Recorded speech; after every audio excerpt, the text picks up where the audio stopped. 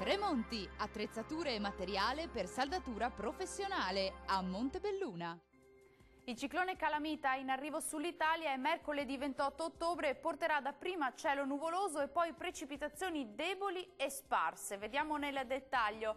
Sul Veneto avremo più nubi e piogge sparse, soprattutto nella prima parte della giornata, quindi al mattino, poi via via le piogge sono in cessazione, salvo ancora deboli fino a sera, soprattutto sulle Venezie. Temperature che risultano essere in calo, con valori massimi tra i 12 e i 15 gradi, minime comprese tra 9 e 13 gradi.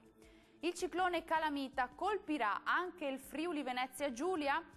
La nostra grafica ci mostra che anche qui è atteso un moderato peggioramento del tempo che interesserà anche questa regione, con cieli diffusamente nuvolosi e piogge sparse, anche qui soprattutto a partire dal mattino. Uno sguardo alle temperature: le massime saranno comprese tra 13 e 15 gradi, minime tra 9 e 11 gradi.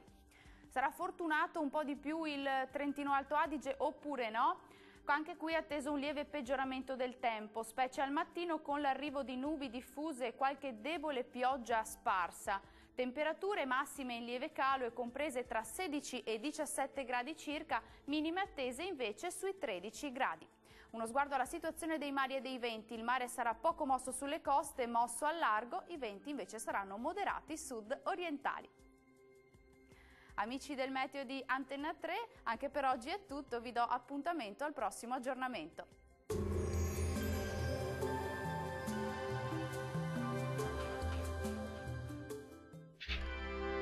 Tremonti, attrezzature e materiale per saldatura professionale a Montebelluna.